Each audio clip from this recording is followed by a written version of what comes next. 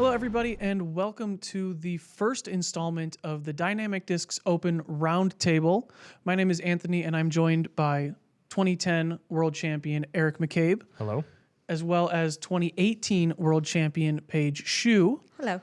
Both of you are sponsored by Dynamic Discs. Yes. True. Fair to say familiar with the Dynamic Discs / formerly known as Glass Blown Open. Pretty familiar. Yeah. I would consider myself pretty familiar with it. Okay, I was thinking Paige was familiar. I was a little bit hesitant. I figured that's okay. That's all right. No, obviously, Eric has been here from the beginning. Paige has played in, do you have any idea how many GB / DDOs? My first one was 7th grade, and I think I've missed 2 since. Wow. That's a tough, because we've had Dynamic Discs Open in the past that were like typically in the fall. Sure. But Yes. you're referring to our large event. Correct. Yeah. Okay. Yes. I've played them all. Fair. Every one of them. All That's of the so large cool. events. All of them. Every single one of them. Okay. Well, speaking of playing in large events, I wanted to talk to the two of you about that because you both are kind of in a similar situation where you have both played in, as Eric just stated, many large events. You're both used to touring, being on the road, and competing at the highest level week in and week out. But both of you have kind of, for different reasons. First of all, I guess we should have done this off the beginning. Congratulations, Paige, on Yes. becoming a mother. Thank you. Eric, Yes. not a mother. No. Still not another. Still not there, right. So you've had a little bit of different reasons for taking time off. You've been obviously busy with course design and everything else like that. So you both are kind of in a similar situation where you haven't played at that pro tour, national tour level in a little bit. Paige, I think your last pro tour NT level event was the pro tour finale. Yeah, in right? October. And Eric, I think yours was 1987. Oh my gosh. No. I think yours was the last GBO, Yeah, I think it actually, was. I think you're right. 2019. Yep. So what is it like? How are you guys feeling kind of coming back to that? Yeah, I'll take this one away. I'm so excited, nervous. There's a lot of pressure of it being a big tournament, especially with my first one back being such a, elite event. I'm nervous, but I'm so excited. I miss the competition. I miss, the women of the FPO, and I'm really excited to kind of start competing again. I had a baby recently, and, I just started throwing again and feeling more comfortable, and I'm just really excited to be out there competing and seeing what I need to work on and just having a blast. Absolutely. So for me, it's easy for me because I can just play Masters or MP40 and not have to worry about playing with the kids. So it's like throwback for me because I get to play with some of my favorite people to play with, like people that I competed with in the open division or even some in the advanced division, like Steve Rico, Joe Revere, some of those guys. And I wanted to say Jay Redding, but he's stepped up and played MP50. So, Okay. But, some of those older school dudes that I just thoroughly enjoy playing with. And I'm really stoked on the courses that we get to play. Okay. So that's another thing that kind of made my decision. And 4 rounds, since I have not been playing, 4 rounds on, Jones Gold, Country Club could be rough for somebody who hasn't played a whole heck of a lot of golf. So the 3 courses I get to play this week are Cottonwood, Boyce Baumgardner, Peter Pan. So that's already 2 of my favorite courses in the area. Yeah. And then Jones Gold to finish on Friday, which the weather's looking fantastic for.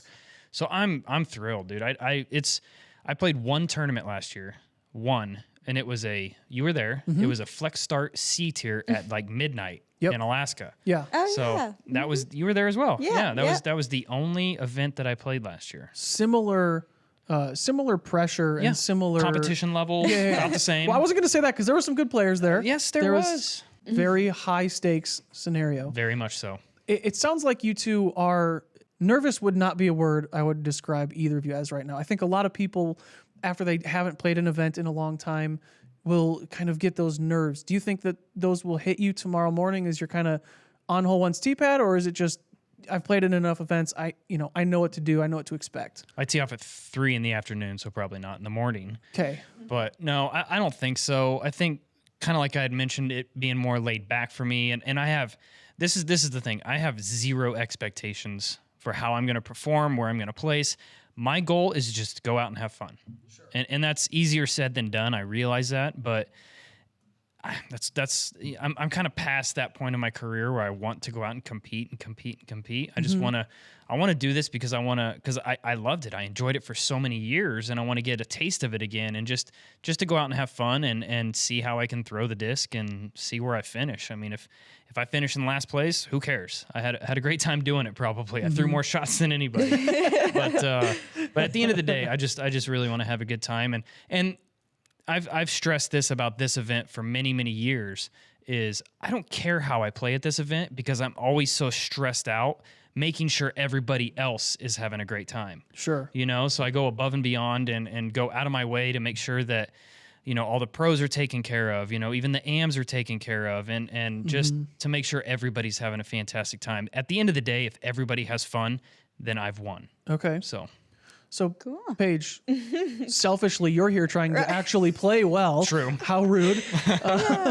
What about you? Do you think, when you step up, hear your name called on that tee pad, are you going to get a little bit nervous or what? That's interesting you say that. I'm someone who gets nervous all the time, no matter what, whether it's Really? the first event of or first round of an NT or a Flex Star CT or Meyer. I just, for some reason, I just always get nervous. But honestly, I think that's a good thing. That means I'm always practicing, with those nerves. So Right. when it does come to the final stretch, and let's say I'm battling it out, I kind of have that experience already. So I'm definitely nervous. It is our first event back, but I'm like Eric, I don't have a lot of expectations, and I really just want to have fun. And I haven't seen a lot of the women in a long time. And they didn't even know I was pregnant the last time they saw me. That's right. So I have a lot of catching up to do, and I'm so excited just to hang out with them and to just throw and have a good time.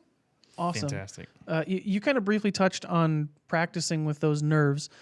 So what was your practice for this like? I mean, were you at home pretending you were on tour and waking up every morning and making sure you putt for an hour, get out in the field, or what was that like? Yeah, so actually I wasn't able to really practice from really after the Pro Tour Championships. I was really big and it hurt to throw eventually, so I had to stop. And then I wasn't even really allowed to play again until I was 6 weeks postpartum, and my baby's only 15 weeks. So I have only been practicing, for maybe a month or two. But a lot of it was putting. A lot of putting at home because, I can listen for the baby in the house. We do have a little field near where we live, so I threw a little bit. But this last week has been a lot of practicing up shots, putting, and just kind of feeling my throw again, really trying to learn what it's going to feel like and relearning my discs. So just a lot of throwing over and over again just to get used to it again. Yeah. Does it kind of feel like coming out of an off season where it's okay, I remember doing this. It's just not... It's not feeling exactly like it was, but it's, getting closer every day type thing? The few years I've been on tour, I haven't really taken a break. I take advantage of the off season. So usually when I come, the first event, Memorial or Vegas, whatever that is, I feel pretty warmed up. So this is kind of new territory for me, especially, when you're pregnant, you kind of lose your core muscles. Sure. And y'all know how important it is to have a good core when you're throwing. And that's been the hardest part, is getting that power and just feeling it. It's kind of hard to explain. But she kills it at the beginning of the year. She won Vegas. Yes. So I mean, come on. Well, and power is typically your game. That's true. That's kind of what the word that comes to mind is okay, Paige, Both she of throws us. really hard all the time. Yeah. Unfortunately, and it still doesn't go that far, it seems, but yeah. You're the best putter thrower in the game. So. True. Well, thank you. That's the most fun part of the game, in my opinion. Just throwing putters. What about you, Eric? What is your practice or preparing? What has it been like? So I've done a lot of OB painting. So you know exactly where, I know where not to go. Okay, Yep, good yep. start. I know that. But as far as practicing for this event, non-existent.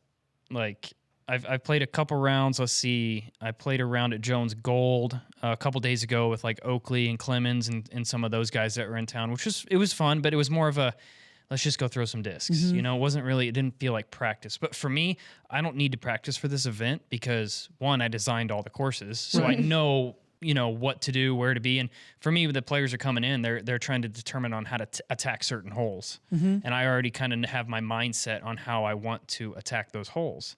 So I've kind of already got that in. So for me, putting is really where it's going to be at, and for Jones Gold especially. I mean, one big thing that the winner's going to come out of Jones Gold, at least I know that's the first 2 rounds, but whoever's leading after those first 2 days probably did 2 things correctly, and that's throw approaches and hit putts. Because there is a handful of holes out there that are, I've heard a few people talking about, maybe they're tweeners or this, that, and the other. But you got to remember, if the wind is up, there's no such thing as a tweener at that point, and we get a lot of wind here. And there's a lot of placement golf out there where if you have a big arm, you can get aggressive and go for a smaller landing zone and gives you a shorter putt. But for me, my mindset is if it's a 650-foot hole, I'd rather throw 315 and then 315 just because that's my safety. That's where I feel the most accurate. Right. So that's kind of my mindset going into it. But as far as practice goes, it's been pretty non-existent. You brought up Jones Gold, and I wanted to touch on that because that's new to the DDO this year. It's been played in, I think it was 2014, was it? Right. Yeah. It was a while ago, and it was a different layout. It was a different layout. So it was the same course name, very different course. Obviously, you said you're the designer of it. You could play it in your sleep. I do. Oh my gosh. Nice. Dreams about Jones Gold. Yeah. So, Paige, have you had the chance to get out and practice it or play it? Not for this tournament, not recently. I played it last year when we were going to use it for GBO, and I just remember it being long. Yep. Honestly, it's a really long course. So it's going to be a lot of bombing, but there's a lot of OB, so you gotta be careful. But I think putting as well is going to be, for the FPO as well. If you're making your putts, you're doing good. Yep. So I'm excited to attack it though. It's going to be fun. And my first card we played Jones Gold, and I'm going to play with Katrina, Rebecca, and Owen. And that's such right, a great long card. thrower, great putter. Rebecca's all around good player. So it's just going to be fun to see how we all attack it differently. And I don't know, just looking forward to it. So, Eric, as the designer of Jones Gold, as people have been in town, I've seen people posting things and giving their thoughts on it. I've seen people say, you could come out and shoot double digits under par every round, or in the wind, you could come out of there 2 under and feel like, I did it. Like I just did incredible. What from the designer's perspective, what are you expecting to see come round 3 once the MPO and FPO fields have been through it twice? What are you expecting from that? I mean, obviously it depends on the conditions. And right now it's looking like round 1 is going to be potentially a little wet, and then round 2 is going to be about 10 to 20 mile an hour wind, so a little bit breezier. But tomorrow's round actually doesn't look too windy, so I think people are going to score really well tomorrow. This course is very attackable, and it is very scoreable. I think more so than the Country Club. I think the Country Club is a little bit more challenging. I think the OBs get a little tighter, and we did do a few changes out there as well that I think are just phenomenal changes that I'm so excited to watch players on Saturday play 16 especially. Like that's going to be I think I may just park on hole 16 and just sit there and watch all day because just bring up the boat. Yeah, exactly. Just park the pontoon right there and just kind of have a good time. See if I can catch some fish doing it too. Nice. But no. After the first 2 days, I think MPO leaders are probably going to be. I mean, if you're not shooting, let's just say it's going to be good conditions. Sure. You're not shooting 10, 11 down. You're probably going to have a lot of ground to make up. Like you said, it's definitely going to be condition dependent, depending on how much rain there is, how much wind, things like that. And I'm glad you brought up the changes to the Country Club because I wanted to go through those as well. Paige, have you had the chance since you've been in town to see those or play through them? I have not.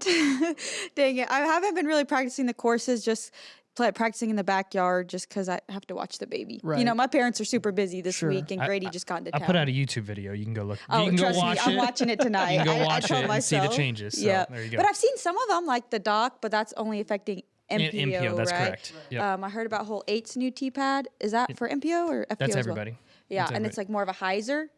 Yes, First shot? it is. I like that change. I feel like it's less intimidating if Yeah. you could just toss a hyzer up there rather than that like huge empty field. But I'm excited to play Country Club. I love that course. Okay. And then the only other change is hole 1's tee pad. They kind of brought that. Oh yeah. Would you say 40 or 50 feet to the left? So hole 1 and hole 8 have very similar changes, and I think they're going to be able to attack a little bit more off that tee pad. Now, for me personally, if I was playing that course, it wouldn't change my game plan at all because there is absolutely no chance I'm getting a 3 on either one of those holes. Yeah. So I'm just trying to get that tee shot inbound somewhere and then attack that second shot because it gets a little wider the further down the fairway you go. So those 2 changes I think are great, but the other 2 changes are the biggest changes on the course, and that's hole 6 and 16. So hole 6 is the one that used to play up the hill with the green on the right. There's a bunker up there and the OB line long. There was only 1 tree on the hole. It's gone. It died. They took it out. So we completely shifted it, and it runs parallel now to hole number 3 and hole number 5. So after you finish 5, instead of going to the right, you go to the left. And it's like I don't know, uphill 320, something like that. There's a golf fairway there, right? There is a golf fairway there. You tee off from the rough, in the rough over there on the left side, but it's about a 320-foot shot uphill, and it's where the old pin is directly pin high and about 50, 60 feet to the left, and it's kind of like a half moon, half circle OB cutout. Okay. So that you can do one of 2 things. You can either go just dead straight and then have a 40-footer, or you can get a little aggressive and try to attack the green. Are you thinking that new hole 6 to old hole 6 will score relative to par? You think about the same? I do. Okay. I think it'll be pretty similar. Trying to decide if that one or 13 or whatever it is an easier par 3 on the course. But I think hole 6 may be the easiest par 3 on the course. Okay. Yeah. Cool. It's interesting you say 13 because that is one that, like, if you were to just rewind time a little bit, hole 13 is one of where people are like, that's the scariest hole on that course. Okay, I meant hole 10. Okay. I did not mean 13. Okay. But you are correct. Makes more sense. 13 is 13 is still scary. is my nemesis. Yes. We'll just say that. And it hasn't been as much since we moved the tee. Like Right. put an actual tee in there, you're not teeing from the cart path. But that hole may be an easier par 3 for the FPO because they do play the shorter left pin. But You touched on it earlier, both of you briefly, not having much expectations heading into round 1. Is that typical for you guys, or is that, again, you've taken some time off? Eric, you're kind of in more of a managerial role for this event specifically, if you will. Is that a result of that, or is that just kind of your guys' attitude and your mindset when going into a tournament? No. If I'm touring full time, I expect to be in the top 5, 10. Like, if I'm not shooting well, I'm very disappointed. I would say it's definitely situational. First tournament back, I just had a baby. This is all so new to me. So, we'll see what happens. Does it almost feel like just watching you talk, it almost seems like that first disc golf tournament, like that person who's new, they've been playing for a year and they're like, oh my gosh, I just can't wait. Like the tournament's tomorrow. I'm just so excited. I got my player pack and there was this. And, I'm playing with this person. Honestly, it does feel like that. And I haven't felt like that in a long time. When you tour and play every weekend, you're like, okay, another tournament. Okay, another tournament. But this, I've missed it so much. And, I got serious FOMO. I see all the live coverage. I subscribe to Disc Golf Network. As you should. Right? I watch all the live rounds and I'm like, dang, I could have played better than that person, or I could have done this. So I'm just, I'm giddy for sure. Okay. Awesome. I think for me, it's similar that watching the Disc Golf Network, we watch every weekend. We'll watch it. We'll watch the events going on, and sure, I miss it from time to time, but at the end of the day, I don't, because I've done that. I've been down that road. I traveled and toured since 2003, I think was the first year I went on the road full time. Back then, yes, my mindset was, I'm playing this tournament, I want to win. And if you're on the road touring and you don't have that mindset, then you shouldn't be on the road touring. Yeah. Now, the reason my expectations are so low is because I've kind of shifted my game plan through what I'm doing in my career right now. I've played, I've won some titles, and I'm ready to move on and start installing more courses. Like, I have the goal of putting an EMAC course in all 50 states, which I think would be a really cool goal to have, Absolutely. And so I've shifted my goals a little bit, and being able to work with the tour team and get them more of what they need to perform, on the road. And it's crazy. Disc golf, even since Paige has been on the road, which hasn't been that long, disc golf, I feel, has just exploded. Oh, yeah. Even in this small time. It's nuts. It's completely different mind game now than it was when I traveled, even when she did. So it's fantastic to see. So really quick, it's the night before round 1, if that wasn't made clear by now. So I want to talk to you guys about, Paige, you start at Jones Gold. tomorrow, Eric, you start at Cottonwood Falls. We had briefly mentioned that the weather is looking not ideal. It's somewhere between 75 and 80% chance of rain basically all day.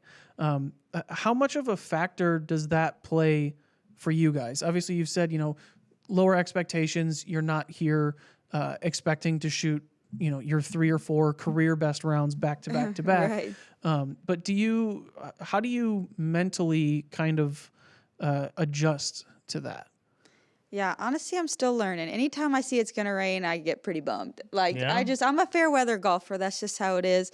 It's just going to make it a little less fun because of the wetness, but I'm excited. I got umbrellas, I got towels, I got someone caddying for me, which is awesome. That's... I'm pretty prepared. I think it'll be fun either way, whether it's pouring or sunshine. It's going to be fun. Yeah, rain is always a challenge, but I wouldn't say I enjoy it, but I tend to play okay in the rain. Yeah. And I think it's because at that point, any expectations I do have are gone, and I'm just trying to throw the disc straight and keep it in bounds. Right. And of course, like Cottonwood in the rain is very, very manageable. Honestly, it's not super long. I don't have to worry about slipping on up shots or anything like that, because most of the shots I'm going to be at least have a putt on or a standstill shot on my approach. But just having plenty of towels is definitely going to be key.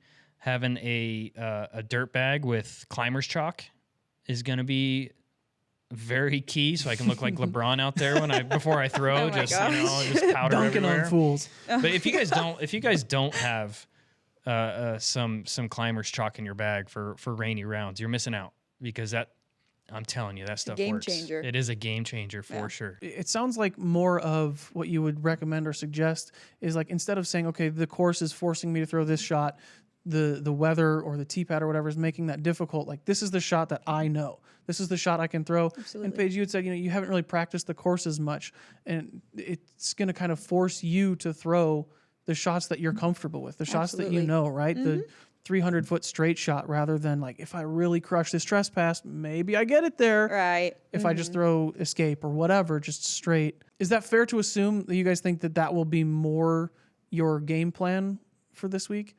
Yeah, definitely for me, absolutely. Especially, first event back, just again, what's comfortable, what still feels natural. Throwing putters, of course, feels so natural. Oh, feels so good leaving my hand. I'm so excited. But the courses are so long, so that's going to be a little rough. But that's typically my game plan in general, and I think that should be everyone's game plan, is play within your game. What is the higher percentage, whatever you're most confident in, right? And so just using those, breaking down the course to use to your advantage, that's always my game plan. Whether it's raining, beautiful weather, long course, short course, I think that's good advice all around. I think you nailed it with stick to your game plan, because I don't know how many times out playing events or just even casually with some buddies, throwing a shot and then, or seeing somebody throw a shot and then the person behind them changes their disc or says, well, I'm going to try that. No, 99% of the time, your first mental shot of what you think how you should attack the hole is typically the right one. Mm-hmm. Stay in your own game plan. Just stick to whatever, you do best. And for me, that's just kind of throw straight shots off the tee and just a lot of placement shots and just roll with it. And, a lot of it's going to determine on where you sit after the first round. I mean, it's a whole new ball game after the first round if you're on the lead card or if you're on the third card playing catch up, so your game plan will change throughout the week, guaranteed. Well, thank you both for joining me.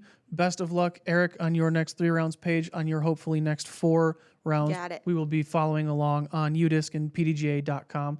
And thank you, everyone, for tuning in and listening to the first episode of the Dynamic Discs Roundtable Podcast.